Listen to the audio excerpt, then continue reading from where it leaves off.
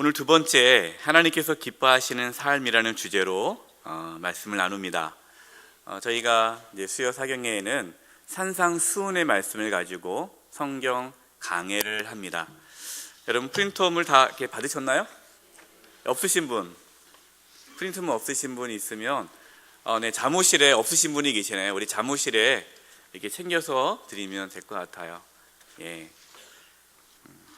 잘 모으시죠? 네, 지난주 거에서 잘 이렇게 모으면 좋을 것 같아요.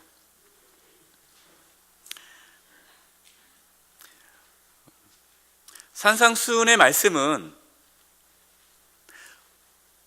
복을 받아야 살 수 있는 삶입니다. 그러니까 산상수훈에 말씀하고 있는 모든 말씀들은 우리의 힘과 우리의 능력으로 살아갈 수 없는 삶입니다. 산상수훈의 첫 부분이 그래서 복에 대한 말씀이죠. 우리가 주일날 이제 주일마다 팔복에 대해서 매주 말씀을 나눕니다. 그 팔복의 말씀이 우리의 삶 가운데 부어져야, 우리가 그 복을 받아야 그 다음부터 오늘부터 같이 읽는 이 산상수훈의 말씀을 행할 수가 있는 것입니다. 복을 받지 않으면, 그 은혜를 받지 않으면 이 산상수훈의 말씀을 살아갈 수가 없습니다. 오늘 여러분 본문은 너무나 잘 알고 있는 말씀입니다. 너희는 세상의 소금이다. 세상의 빛이다. 여러분, 소금하고 빛이다. 하나님께서, 우리 예수님께서 저와 여러분에게 말씀해 주시는데요. 우리가 이 말씀을 너무나 많이 알고 있지만 사실 그렇게 살지를 못합니다. 교회가 세상의 소금 역할을 해야 되고 교회가 세상의 빛의 역할을 해야 되는데 그렇게 하지 못하는 부분이 너무나 많이 있어서 우리가 스스로 자성을 할 때, 또 우리가 회개할 때 자주 쓰는 본문 중에 하나가 이 본문이죠. 우리가 세상의 소금인데, 세상의 빛인데 그렇게 살지 못하는 것 같아서 하나님께 죄송스럽고, 또 교회가 그렇게 되지 못하는 것 같아서 참 부끄럽다라는 것을 우리가 느끼게 되는데, 사실 우리의 힘과 능력으로는 그렇게 살 수가 없습니다. 스트레스 받지 마시고요, 은혜 받으십시오. 나는 왜 이러지? 그러지 마세요. 원래 그래요. 원래 그래요. 은혜를 받아야 됩니다. 그래서 팔복의 은혜를 받아야 소금과 빛의 삶을 살아갈 수 있습니다. 말씀의 제목을 오늘 제2과 영향력 있는 삶이라고 정해 보았습니다. 1 써놨으니까 다음 주는 2겠죠? 네. 생각해 보았습니다. 소금과 빛. 소금과 빛된 삶은 어떤 삶일까? 한마디로 영향력이 있는 삶입니다. 소금은 영향을 줘요. 빛은 영향을 줘요. 여러분, 이것이 저와 여러분의 삶입니다. 예수 믿으면요, 영향력 있는 삶을 살게 되어 있습니다. 특별히 팔복의 은혜를 받으면 영향력 있는 삶을 살 수밖에 없습니다. 오늘 말씀을 통해, 오늘 이 본문을 같이 공부하는 과정을 통해 우리 삶 가운데 영향력을 끼치는 이 삶의 은혜가 있기를 바랍니다. 첫 번째, 세상에서 어울리지 못하는 존재가 있고요, 세상에서 꼭 필요한 존재가 있습니다. 그러면 저와 여러분은 어떤 존재가 되어야 될까요? 세상에 꼭 필요한 존재가 돼야겠지요. 바로 이것이 영향력 있는 삶, 존재입니다. 세상에서 어울리지 못하는 존재가 있어요. 세상에서 어울리지 못해요. 그러면 그 사람은 그 세상에 영향을 끼칠 수 있을까요? 끼칠 수 없습니다. 그래서 우리 예수 믿는 사람은 세상에서 잘 어울려야 돼요. 자, 1번. 그럼 세상은 어떤 곳인가요?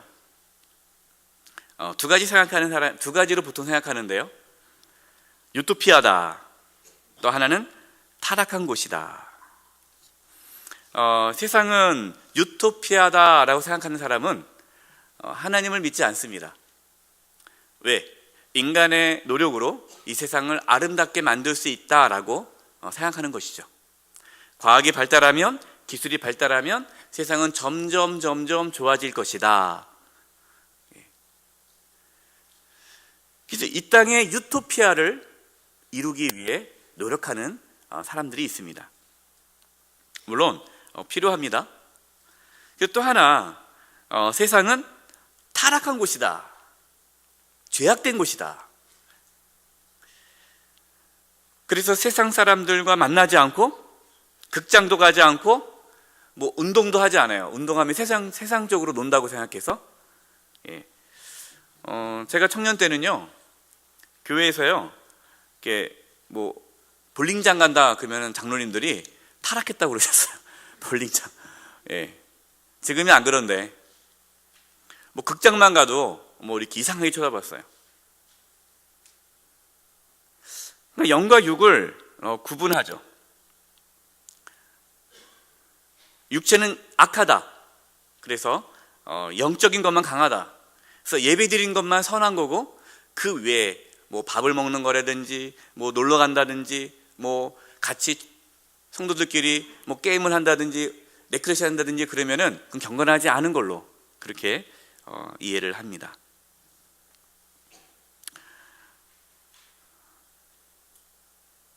두 번째, 그리스도의 유형이 있습니다.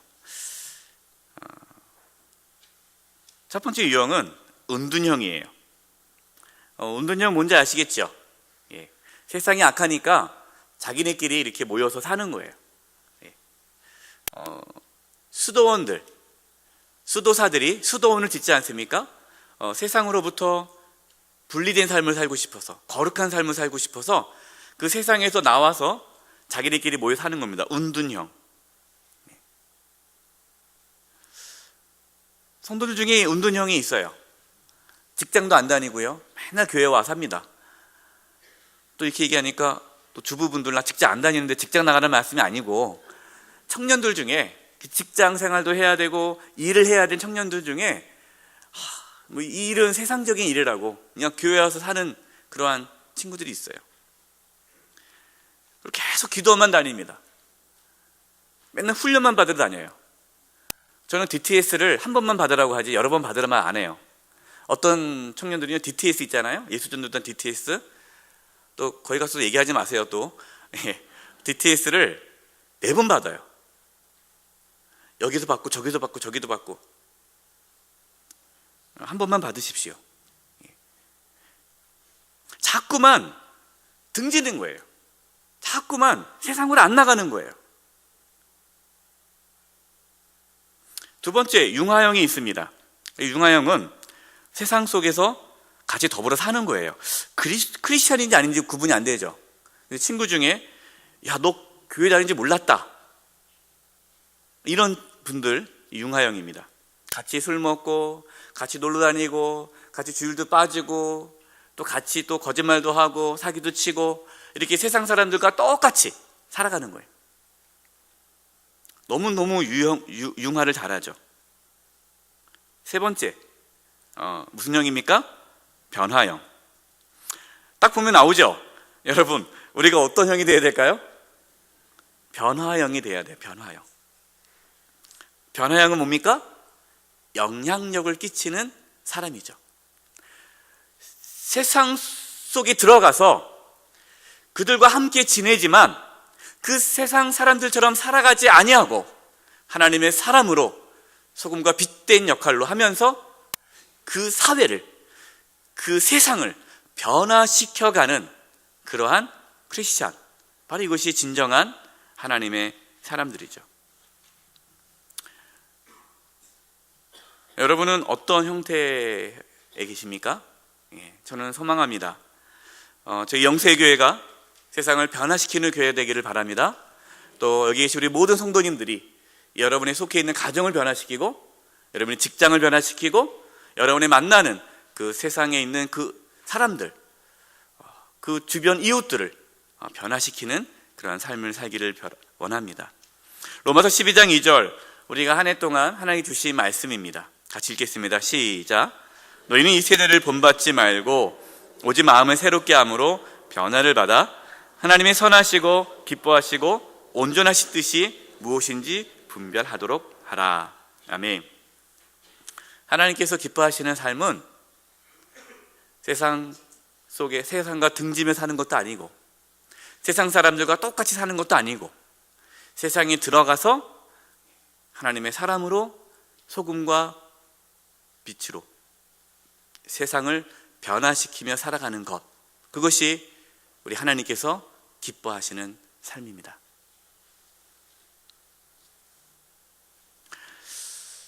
보네포라는 목사님, 디트리프 보네포 목사님이 쓴 글을 한번 적어봤습니다. 같이 한번 읽어볼까요? 시작. 보이지 않는 것으로 도지하는 것은 부르심을 부인하는 것이다.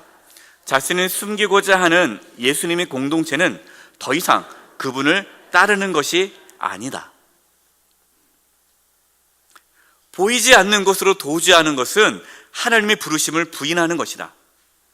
세상에서 자신을 숨기는 것, 세상이 지금 불의하고 악한데 그냥 가만히 있는 것, 그것은 예수님의 그 공동체라면 그 공동체는 더 이상 예수님을 따르는 것이 아니다.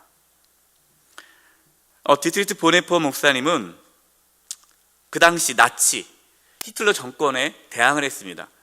많은 루터 교회들이 히틀러를 지지했죠.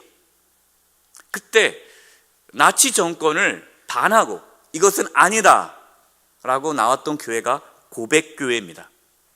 이 고백교회를 세운 목사님이죠. 결국에는 이 나치 정권에 대항해서 1945년에 처형을 당합니다.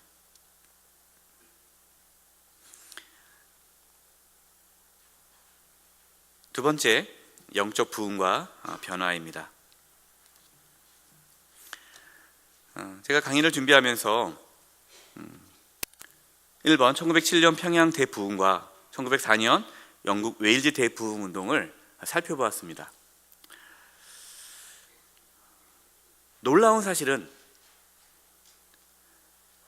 영적 부흥이 있는 곳에는 100% 변화가 있었다는 것입니다. 더 정확한 말로는 그 교회가 또 그 사람들이 세상을 변화시켰다는 것입니다. 1907년 평양 대부흥운동, 그 당시에 선교사들의 사경회를 통해서 부흥운동이 일어났습니다. 그리고 특별히 새벽 기도를 통해서 부흥회가 일어났는데요, 하나님의 말씀과 기도를 통해 영적 부흥이 일어났습니다.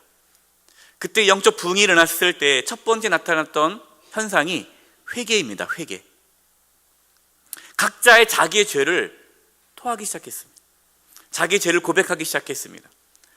자기의 죄를 그냥 죄인입니다, 그게 아니라 구체적으로 자신이 어떠한 죄를 지었는지를 구체적으로 사람들 앞에 고백하기 시작했습니다. 그래서 그 자리에 보면은 선교사님들이 막아요. 더 이상 그만하라고. 왜냐면 너무 민망하기도 하고 그렇게 고백하고 나서 그 후에 어떻게 살아갈지가 걱정되니까 그냥 이제 그만, 됐다고 이제 말하지 말라고. 그래도 계속 고백합니다. 이 영적 대부흥이 평양에서 일어나면서 어떠한 일이 일어났느냐, 그 당시에 예수 믿는 사람 중에, 양반들 중에 여전히 노비가 있었습니다. 노비를 자유케 해주는 거예요. 또 그 당시에 아직도 첩 문화가 있었어요. 첩. 그래서 소실이 있고 이렇게 첩에 이렇게 아내를 뒀는데 그 말씀을 듣고 회개하고 다 정리를 했습니다. 도박한 사람은 도박을 끊고요, 술을 맨날 먹던 사람은 술을 끊었습니다. 마을이 변했고 그 영향력은 엄청났습니다. 1904년 영국 웨일즈 대부흥운동은요, 에번턴 로버츠라는 어떤 젊은 한 사람을 통해서 일어났습니다. 이분은 11살 때 이 웨일즈 도시에 광부로 일을 하기 시작합니다. 11살 때. 그 당시 때는 뭐 다 어려웠을 때니까요. 그래서 광부로 힘든 삶을 살아가는데 이 11살짜리 이 소년이 그 광부로 살면서도 매일매일 하나님께 기도합니다. 하나님, 저에게 은혜를 부어 주시옵소서. 하나님을 만나기를 원합니다. 그러면서 이 친구가 매일매일 성경을 읽습니다. 그러면서 이 친구가 하나님께 기도를 합니다. 하나님, 나에게 10만 명의 영혼을 구원케 해 주시옵소서. 기도를 하죠. 하나님을 갈망하고 하나님을 찾습니다. 그때 영적인 체험을 많이 하죠. 그러다가 기도 모임을 시작하게 됩니다. 17명의 젊은이들이 모여서 25살 때 기도 모임을 하기 시작합니다. 그때 놀라운 성령의 역사가 나타났습니다. 그 역사는 회개였습니다. 회개가 일어나는 거예요. 그리고 삶이 변화되기 시작했습니다. 이 운동이 시작되면서 점점 해서 단 6개월 만에 10만 명의 회심이 일어났습니다. 그 당시 역사를 보니까요, 그 당시 여러분 알다시피 광부라는 그 삶이 어렵잖아요. 그래서 이 광부가 있는 그 도시에는 술집이 많았어요.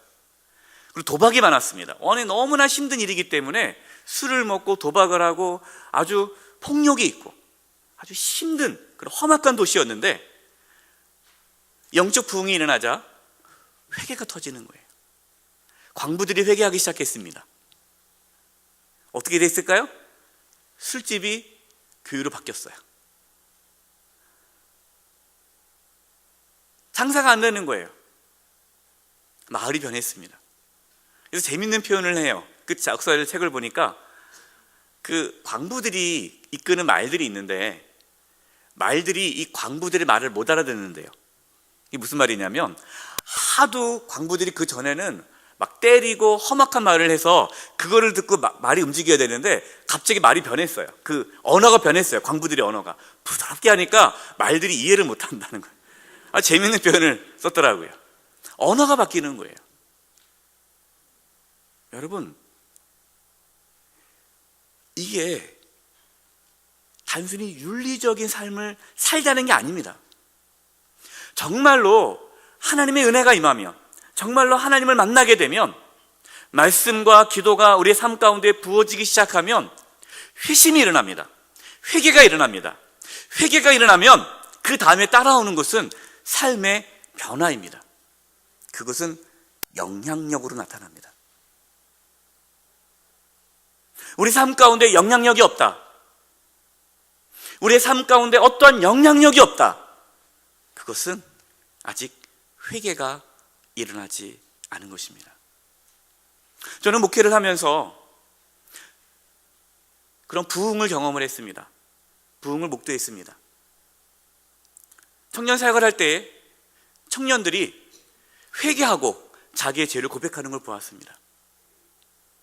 특히 형제들이 자기의 죄를 고백하는 거예요. 진짜 저도 나오지 말라고 했어요. 집회 끝나고 하나님께 고백하자니까 막 나오는 거예요. 그래서 못 나오게 하는 거예요. 왜냐하면 더 이상 고백하면 그 친구가 삶이 힘들겠더라고요. 아주 리얼하게, 아주 정직하게 나와서 고백하는 거예요. 그 남자 형제들이. 그러면서 교회가 부흥을 했고, 단순히 숫자적인 부흥뿐만 아니라 청년들이 변화가 일어났고, 그 청년들을 통해 그 직장과 가정이 변화되는 것을 목도했습니다. 사랑하는 여러분, 우리 하나님을 믿는 우리들은 영향력 있는 삶을 살 수밖에 없습니다. 만약에 우리의 삶에 영향력이 없다면 그것은 뭔가가 잘못된 신앙을 하고 있다는 것입니다. 두 번째, 회개와 변화입니다. 누가복음 3장 10절과 14절인데요. 세례 요한이 회개하라 라고 선포했습니다. 그때 그 말씀을 들은 유대 백성들이 이렇게 고백합니다.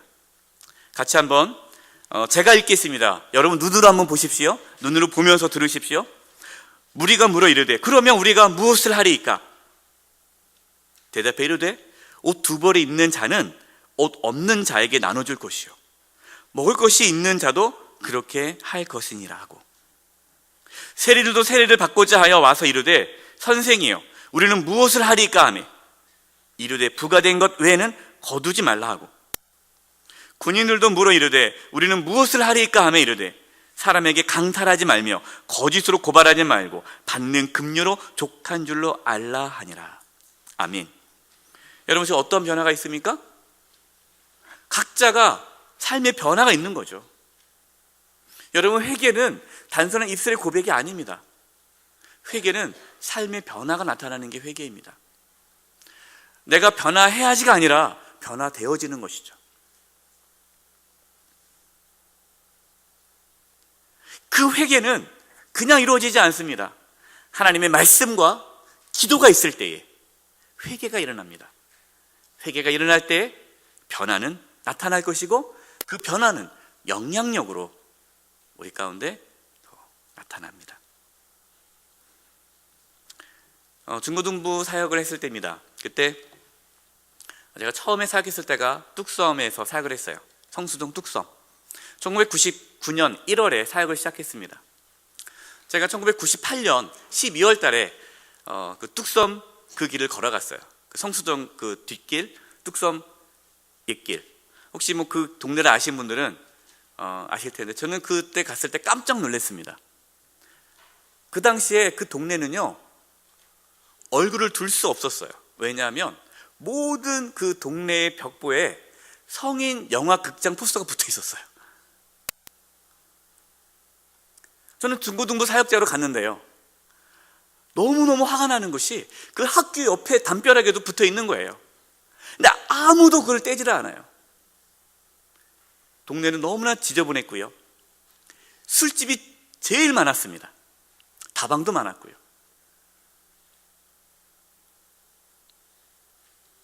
그 지역에 있는 교회들은 하나같이 다 작았습니다. 하나같이 교회가 싸웠습니다. 제가 처음 섬겼던 교회는 30년 동안 담임 목사 11분 맡기셨어요. 교회가 계속 갈등이 있는 거예요.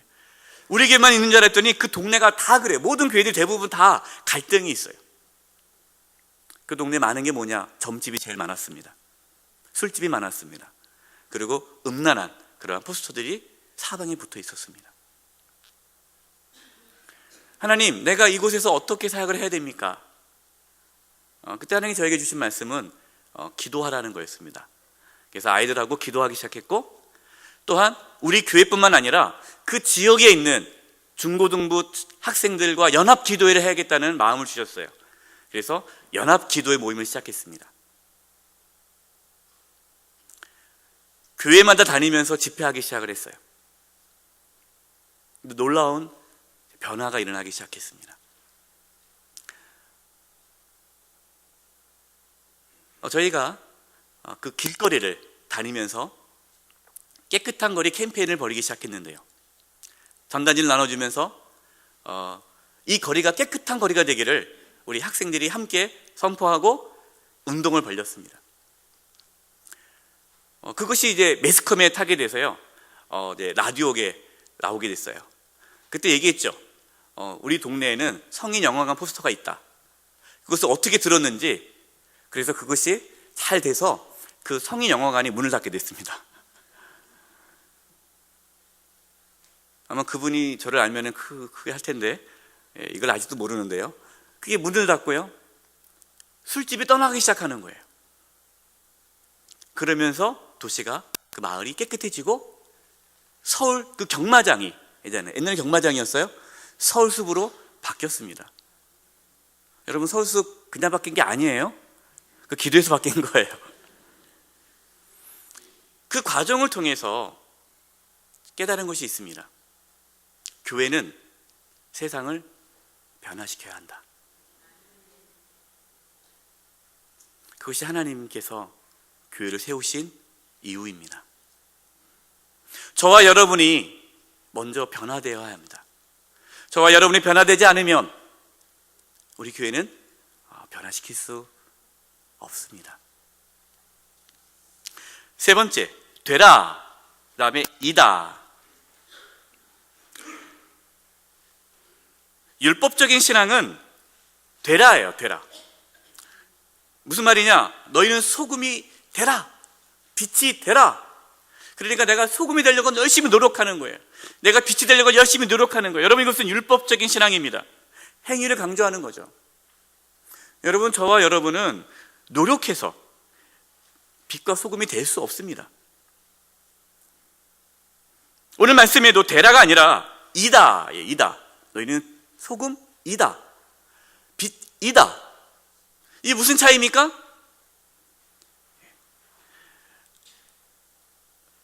하나님께서 그러한 존재로 우리를 변화시키신다라는 말씀입니다.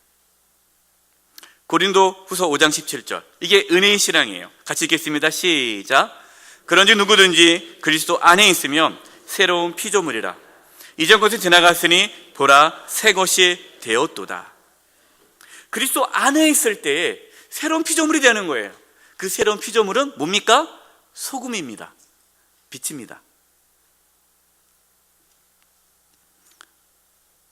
예수 믿지 않으면 소금과 빛은 될 수가 없습니다. 네 번째, 예수님께서 너희는 세상의 소금이다.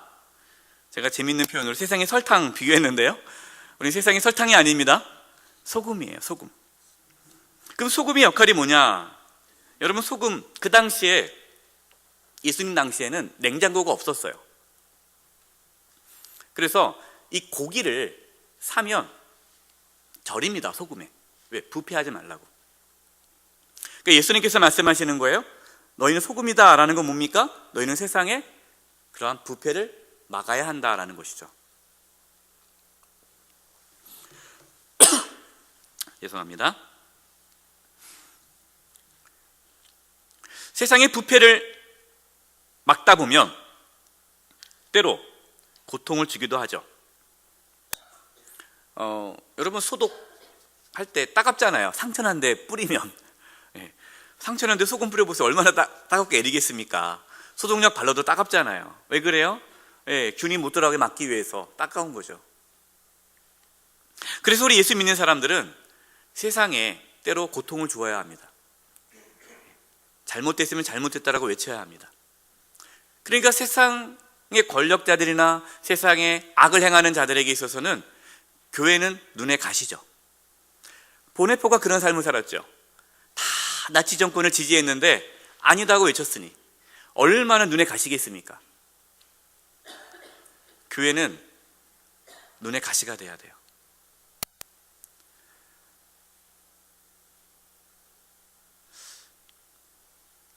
교회는 깨끗해야 합니다. 정직해야 합니다. 그래서 우리가 교회를 운영하는 것도 깨끗이 해야 됩니다. 그래서 제가 우리 목사님들에게 그렇게 얘기했어요. 우리 교회 안에서 쓰는 모든 물건은 복사물을 쓰지 않습니다. 이제 CD 뭐 이렇게 불법 안 합니다. 다 정품으로 사세요. 돈이 많이 드는데요. 돈이 들어도 해야 됩니다. 바로 이것 하나하나에서부터 정직해야 되는 거죠. 한 청년이 저한테 고민을 했습니다. 목사님, 너무너무 힘들어요. 뭐가? 자기가 구매과에 있는데, 구매과, 회색 구매과에 있다 보니까 접대가 많대요. 자기는 그 접대를 받지 않으면 이 상사가 막 괴롭힌다는 거예요. 본인만 너무 깨끗하냐는 거죠. 그리고 이제 뭐 알다시피 직장 다니면 알겠지만 100만 원에 구입할 수 있는 것을 150만 원에 구입하는 거죠. 그리고 50만 원을 이제 서로 이제 갖는 거죠. 이것이 너무나 만연되어 있는 걸 보면서 이걸 계속 본인이 이제 막으니까 이 상사가 막 걔가 싫은 거죠. 그래서 저한테 그러더라고요. 목사님, 제가 그 직장을 그만둬야 될까요? 제가 그랬습니다. 절대 그만두지 말아라. 끝까지 거기서 있어라. 물론 힘들죠. 피곤하죠. 다른 직장을 가고 싶겠죠. 그러나 우리는 그렇게 살아야 됩니다. 두 번째, 소금의 역할은 맛을 내요. 참 우리가 이렇게 설렁탕이나 곰탕을 먹다 보면, 설렁탕 먹다 보면 소금 안 넣으면 참 맹맹하잖아요. 근데 희한하게 소금만 넣으면 그 맛이 살아나지 않습니까? 여러분, 이 소금은, 너희가 세상의 소금이다 라는 것은요, 우리를 통해서 그 의미가 되살아나는 거예요. 의미, 삶의 의미가, 또 그 모임의 의미가 저와 여러분을 통해서 살아나야 되는 거예요. 이것이 소금이 하는 역할입니다. 저는 저와 여러분이 저와 여러분의 가정에 소금으로 살기를 바랍니다. 예. 여러분이 있음으로 가정의 맛이 살아나는 거예요. 예. 여러분의 직장이 여러분을 통해서 그 맛이 나기를 원합니다. 여러분을 통해 여러분 속해 있는 그 공동체가 맛이 나야 되는 거죠. 두 번째, 우리가 다음 주는 이제 빛에 대해서 말씀을 나눌 겁니다. 오늘 소금인데요, 소금은 영향력을 끼치는데 소극적 영향력을 끼치는 거예요. 다음 주에 있을 빛은 적극적 영향력을 끼칩니다. 소금은 소극적 영향력을 끼쳐요. 여기서 소극적 영향력이라는 것은 악을 막는 역할이죠. 마지막 세 번째입니다. 소금은 희생함으로 영향력을 발휘합니다. 우리 교회 설립 말씀입니다. 연복음 12장 24, 25절 같이 읽겠습니다. 시작. 내가 진실로 진실로 너에게 이르노니 하늘이 미리 땅에 떨어져 죽지 아니하며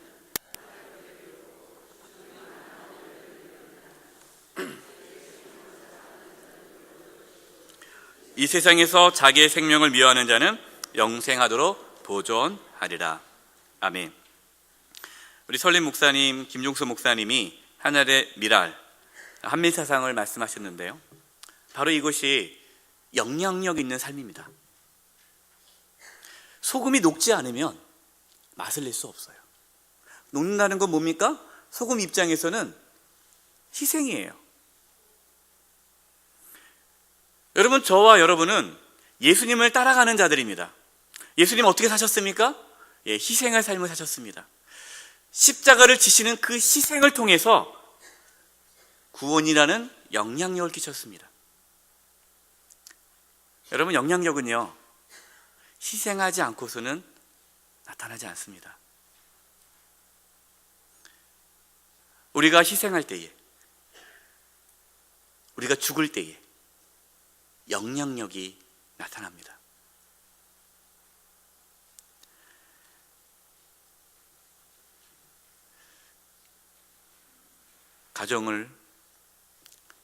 저와 여러분의 가정에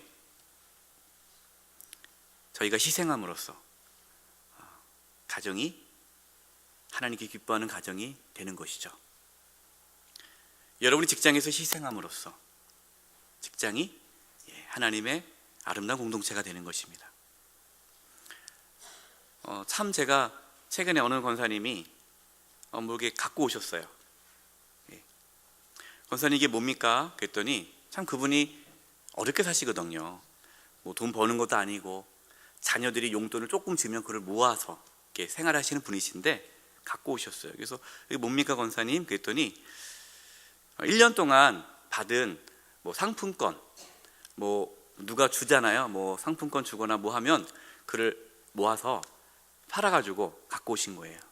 그래서 그리고 모자는 돈은 제가 금식기도 하면서 금식하면서 이 먹을 거 안 먹고 모아서 갖고 오셨어요. 그래서 어려운 성도들 줬으면 좋겠다고 주셨습니다. 여러분, 이것이 희생이죠. 이러한 희생이 없으면 이 세상은 변화되지 않습니다. 누군가가 희생을 했기 때문에 세상은 변하는 거예요. 저는 기도합니다. 저와 여러분, 말씀과 기도로 은혜를 받고 회개가 일어나고 그리고 정말 예수님께서 희생하셨던 그 희생의 삶을 통해 영향력 있는 삶을 살아가는 그 놀라운 은혜가 있기를 주님의 이름으로 축원드립니다. 기도하겠습니다. 하나님 아버지, 이 세상에 많은 크리스찬이 있고 많은 교회가 있는데 이 세상을 변화시키고 세상을 새롭게 하는 그러한 교회와 성도가 적음을 볼 때에 그 모든 것이 저희 때문임을 고백합니다. 하나님, 저희가 회개하지 않았습니다. 하나님, 저희가 하나님의 은혜를 받지 못했습니다. 하나님, 저희가 우리 자신만을 위해 살았습니다. 하나님, 은혜를 베풀어 주셔서 진정한 회개가 일어나게 해주시고 진정한 삶의 변화가 일어나게 도와주셔서 저희의 가정에, 저희의 직장에, 저희의 속해 있는 공동체에 영향력을 끼치는 그런 멋진 삶을 살아가도록 저희들을 새롭게 하여 주시옵소서. 예수님의 이름으로 기도드립니다. 아멘.